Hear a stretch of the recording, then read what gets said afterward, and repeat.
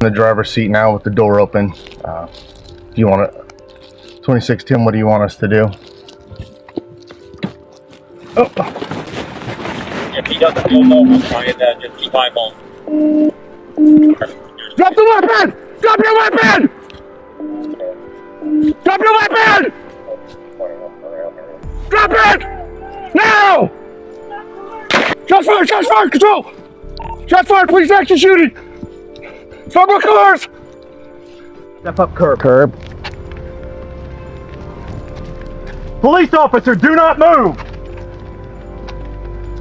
Alright, I want to see that other hand. Can we see the other hand? Yep, I can see it. It's clear.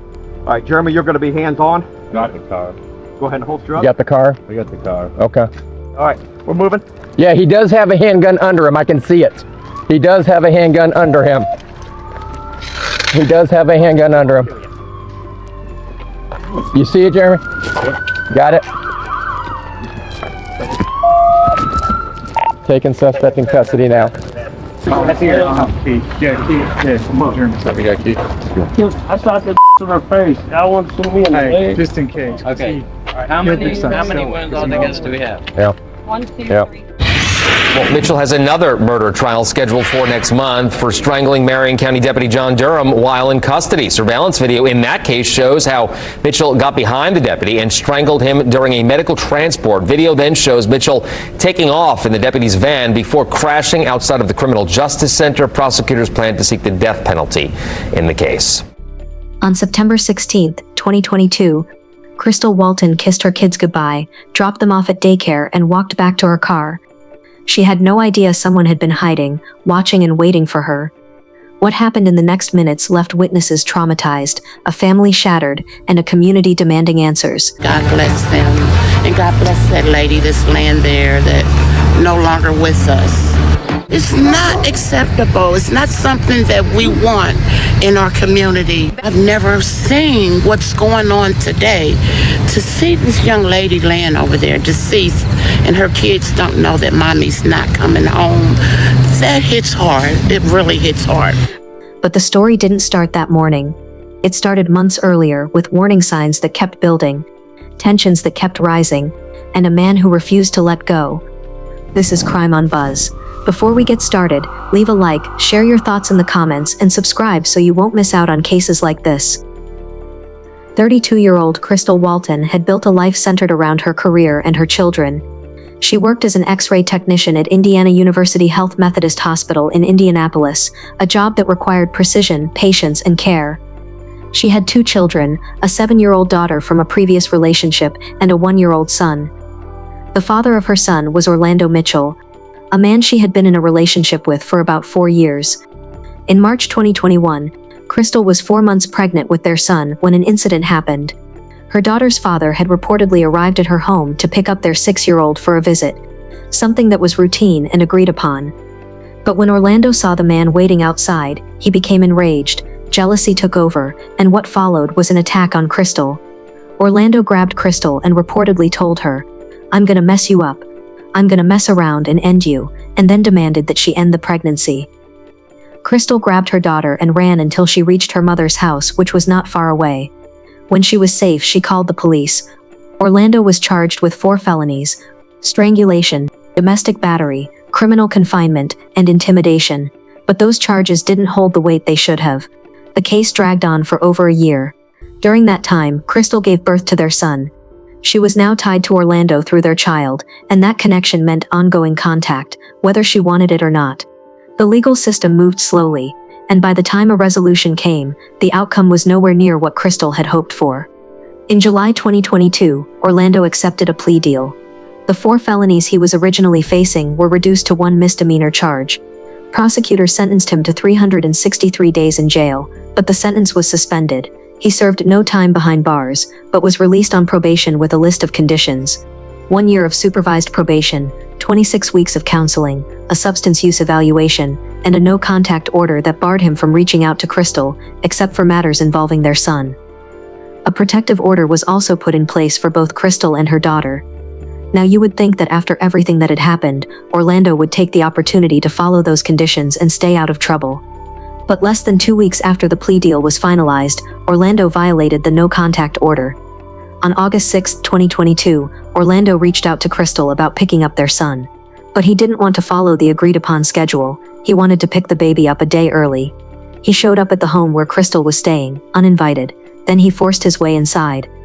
Krystal threatened to call the police, but Orlando told her that if she called the police, it would be the last thing she did.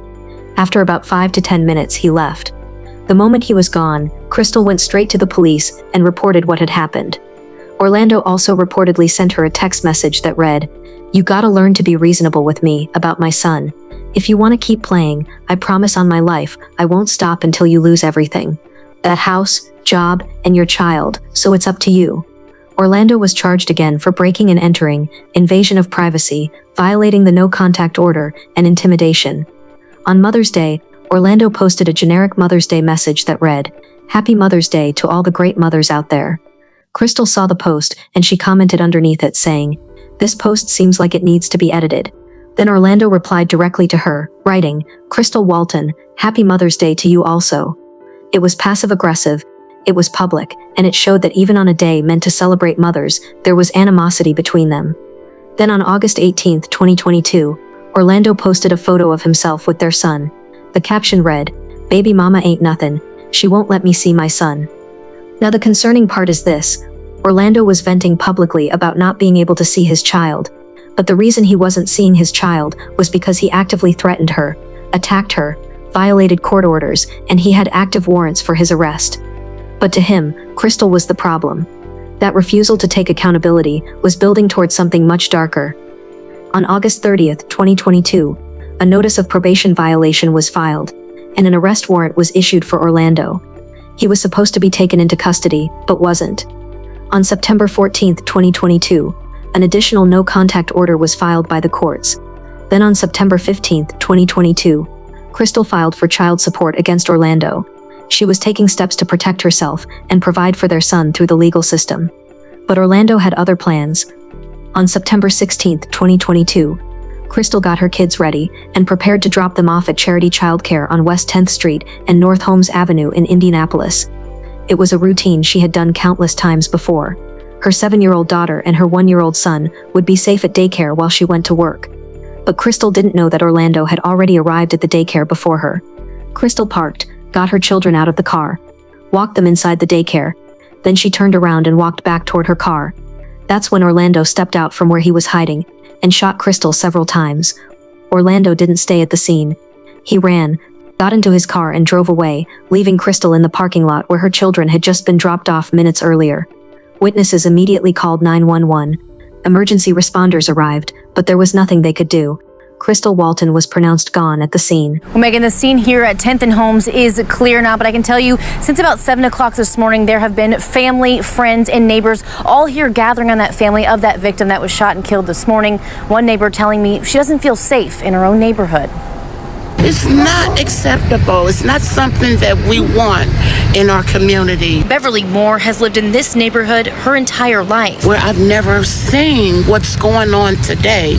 To see this young lady laying over there deceased and her kids don't know that mommy's not coming home, that hits hard. It really hits hard. Around 7 this morning, a young woman was shot and killed outside Charity Church after dropping her kids off at daycare. This shouldn't be happening. Police tell us the woman's children didn't see her get killed, but other children did. And I know that there's trauma in that building right now from what those children saw, and God bless them. And God bless that lady that's laying there that no longer with us. As the police continue to investigate, Moore wants to make a change in her neighborhood. A better community. If anything that I can do, I will do it to stop mothers not being able to go home to their children. Anyone from not being able to go home to their children. Now, police are still investigating this incident. They say they're not ruling this out as a domestic violence situation. We did learn from officials here on the scene that that mother had a protective order out and their family was concerned for her safety. They tell us that she has 2 kids and was a loving mother. At approximately 10:20 in the morning, police received a tip from someone in the community. The tipster reported seeing a vehicle that matched the description of Orlando's vehicle near the intersection of 10th Street and North Delaware Street, roughly 3 miles from the daycare. Officers located the vehicle a short time later, and when they arrived, Orlando Mitchell was standing there still armed. Law enforcement ordered him to drop the weapon, and when he refused, the officers fired, striking Orlando in the leg and disabling him. He was immediately taken into custody, and during the arrest, body cam footage captured him speaking.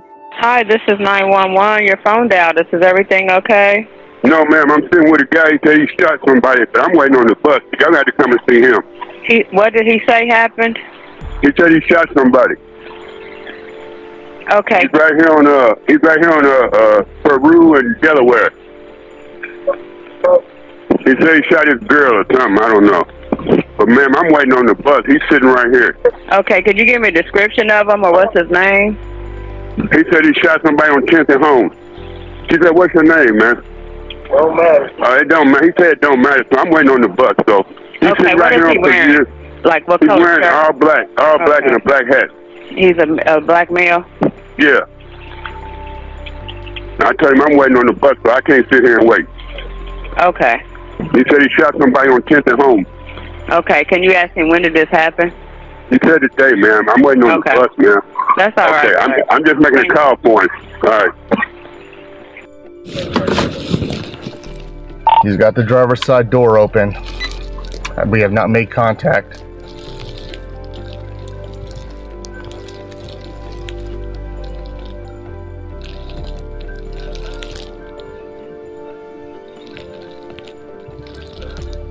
He's in the driver's seat now with the door open. Do you want to, 26 Tim, what do you want us to do? If he doesn't feel over, just keep eyeballing. Drop the weapon! Drop your weapon! Drop your weapon! Drop it! Now! Shots fired! Shots fired! Control! Shots fired! Police action shooting! Stop more cars! Shots fired. Do an attack reload! Do an attack reload! Officers fired. Control, bike 10 fired. Don't move! Control, suspect may be down. He's down. Suspect's down. Control. Do not move! Control, police action shooting. Control.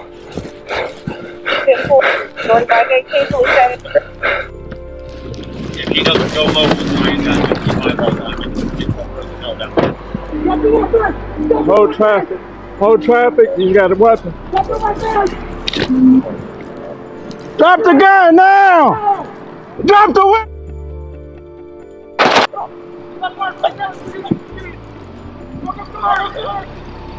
Shots fired. Do an attack reload! Do an attack reload! Go ahead. Officers fired. Don't move! Fired.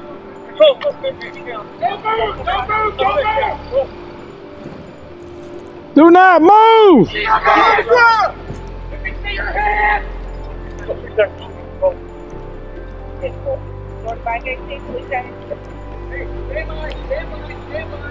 Right, move. It's hard to see through this glass. Where's the gun at? It's right next to him. Right here. Right next to him. All right. On you.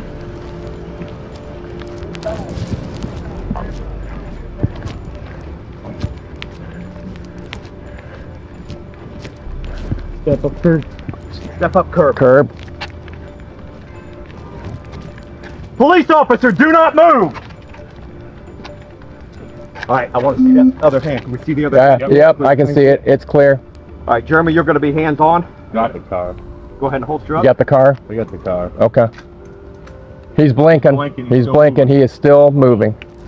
2224, where are they at? Tell them to hold off, please. Delaware and Courier. Control, hold the radio, please. Jesus. All right, here's what I want to do. Put all traffic, hold all traffic.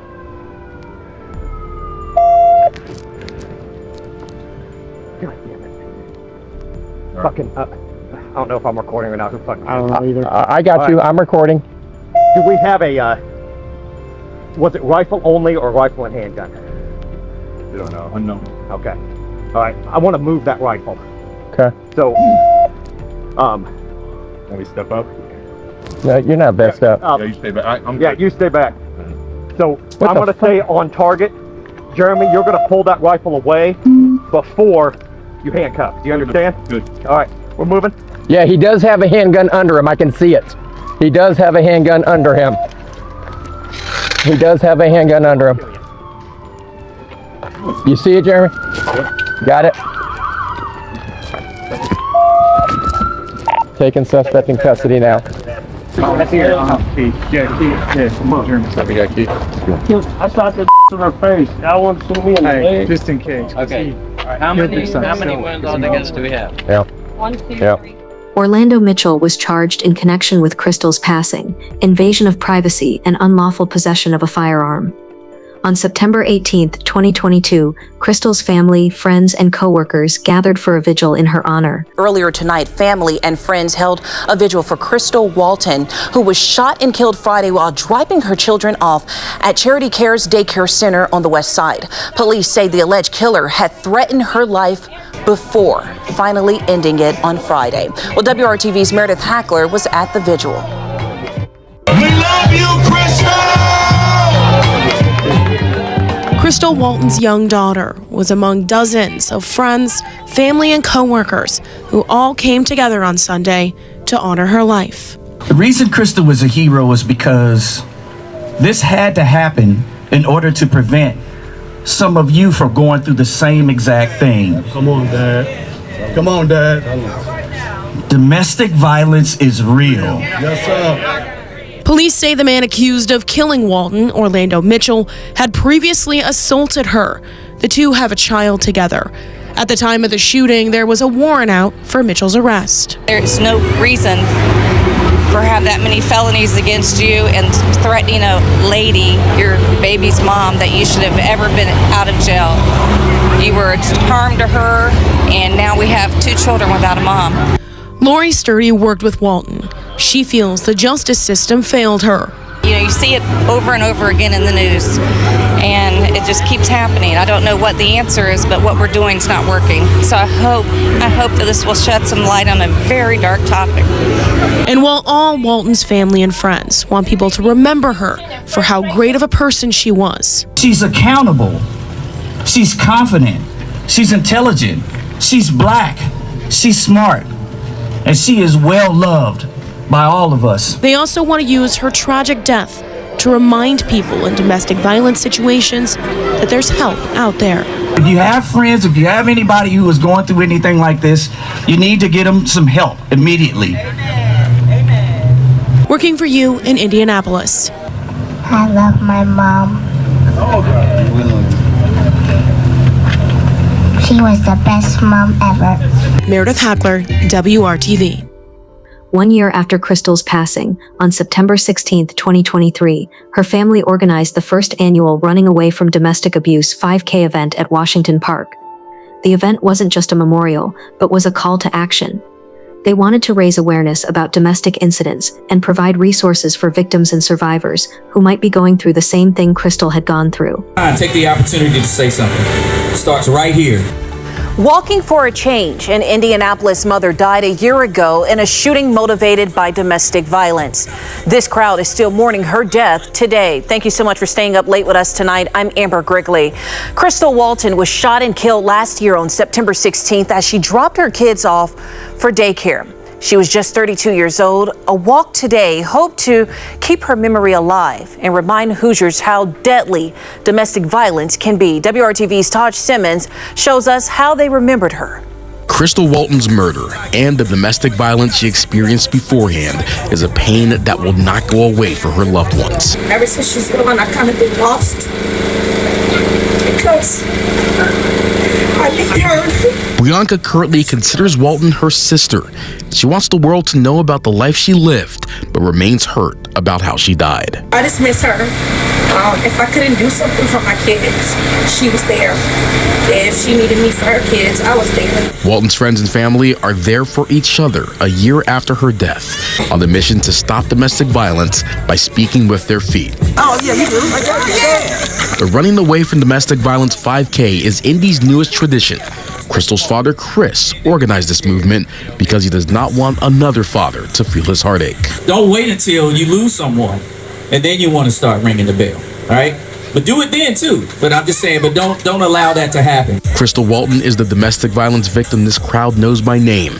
But the journey through Washington Park made Lori Striddy think about the victims we don't know who are still trapped in abusive relationships. I'm not sure what we can do to change it, but I'm hoping that some laws can get in place and that people will start realizing that if they come forward, they will get support. This walk became a support group of its own, although the picture of Krystal Walton's brown eyes watching over it all still breaks her father's heart. Just take some time to reflect and, oh my goodness, man.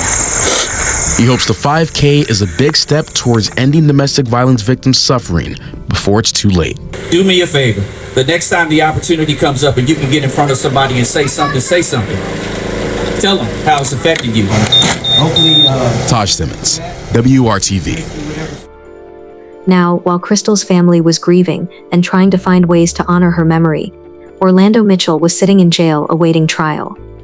On July 10, 2023, Orlando was being transported from a medical appointment back to the Marion County Jail. The deputy assigned to transport him that day was 61-year-old John Durham, a 38-year veteran of the Marion County Sheriff's Office. Deputy Durham was a husband, a father of 4, and a respected member of the law enforcement community. He came from a family of law enforcement officers, and he had dedicated nearly 4 decades of his life to serving his community. The transport process seemed routine. At 9:03 in the morning, Deputy Durham placed Orlando in handcuffs and loaded him into the back of a jail transport van. They left the criminal justice campus and drove to Eskenazi Hospital for Orlando's medical appointment. The appointment lasted nearly 2 hours, and at 10:56 in the morning, Orlando left the hospital with his handcuffs and chains still secured. At 11:15 in the morning, the van returned to the Marion County Jail and pulled into the Sally Port, a secure area where inmates are loaded and unloaded. Deputy Durham stepped out of the van and opened the back doors to let Orlando out. That's when Orlando attacked, resulting in the deputy losing his life. Orlando then got into the driver's seat of the transport van and drove away from the jail. A Cumberland police officer noticed the van and called for help. But before officers could catch up, Orlando crashed the vehicle into a utility pole at the 30,000 block of East Prospect Street. He was apprehended shortly after.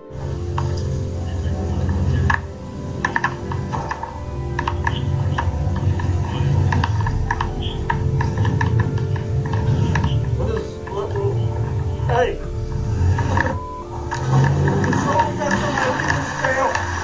Take it off on the sheriff's wagon.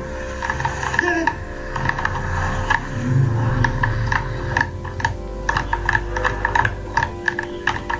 Get him!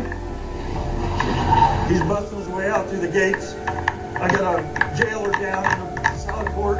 Send help.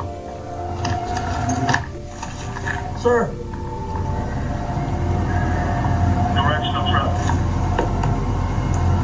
He left the entrance to CJC.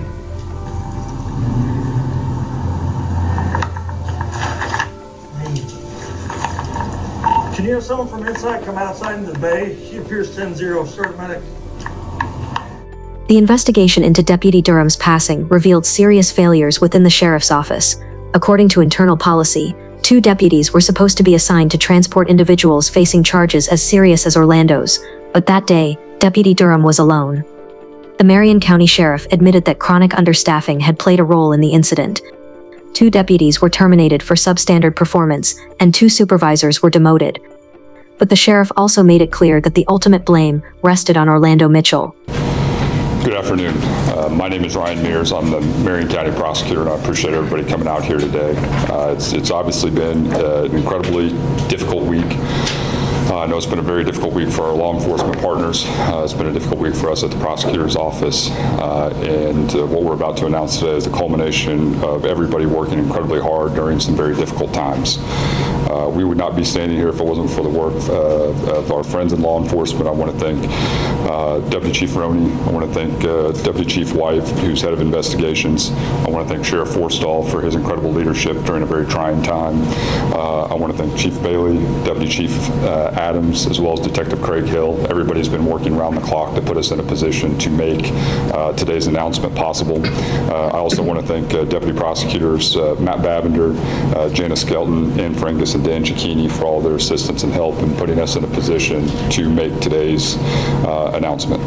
And today is a very difficult announcement and one that nobody takes lightly, but given the circumstances, in particular what took place on Monday, we felt that the following course of action was appropriate.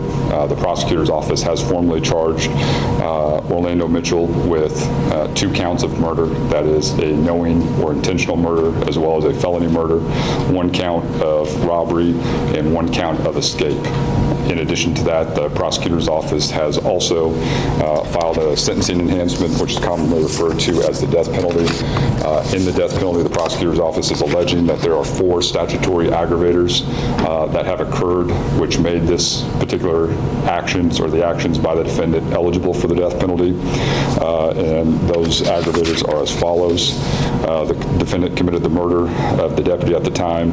The defendant was in the custody of the Marion County Sheriff, which is 1 statutory aggravator. The second statutory aggravator is the defendant killed a law enforcement officer as they were acting in the course of their duties. The third aggravator is the defendant committed the murder by intentionally killing the officer while he was committing the crime of robbery.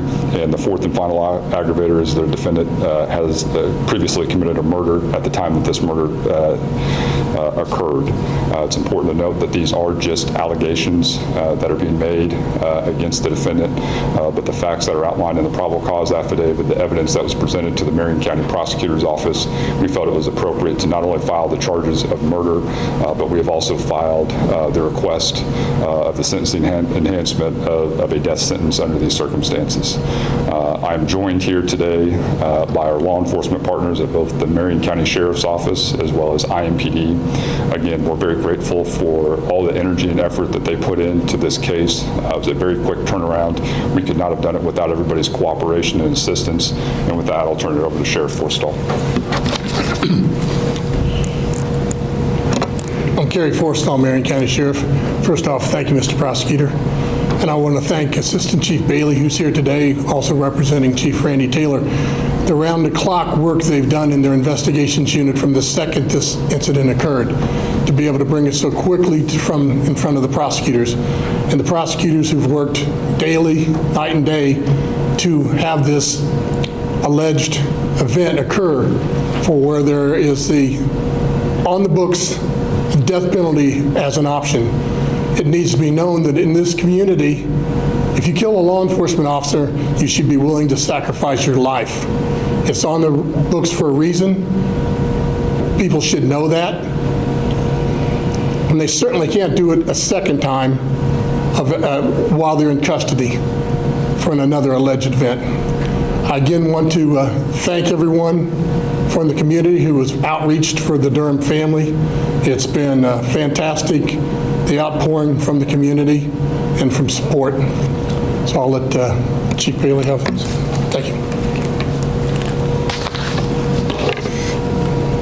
First of all, on behalf of Chief Randy Taylor and the women and men of the IMPD Sheriff, we send our condolences to you, your deputies, but especially to Deputy Durham's family and friends and the colleagues who will miss and who love him dearly.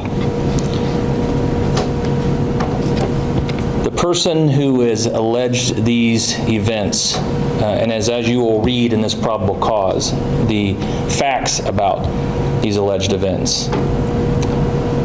This was a brutal and evil attack. There is no doubt about it.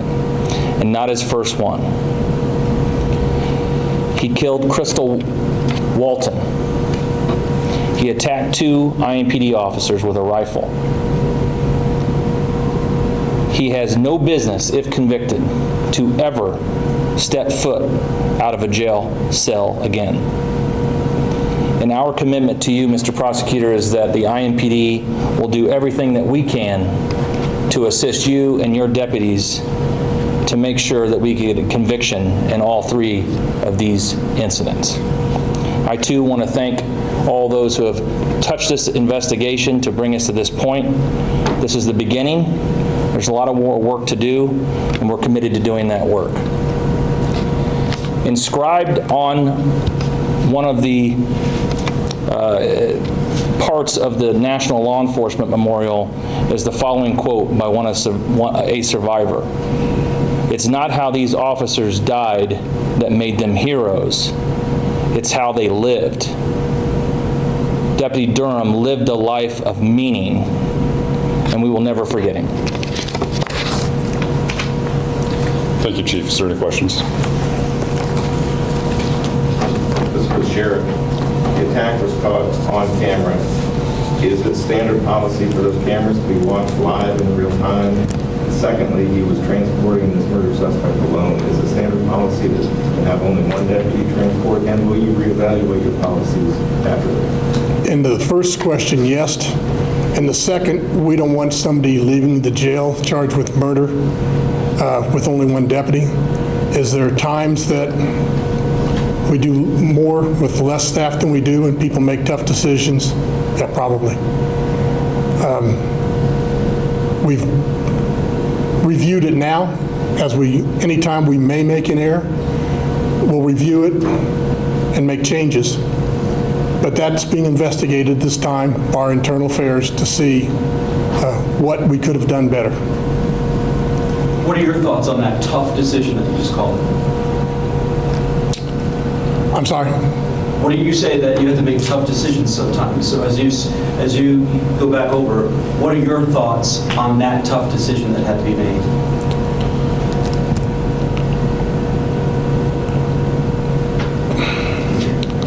People make judgments all day long on which is less safe. Do I put somebody in one place or another to be sure I have everything covered? We have 180 plus people in there charged with murder. We definitely do not have sufficient deputies. That should be nothing new than be able to maintain what level we would like to have.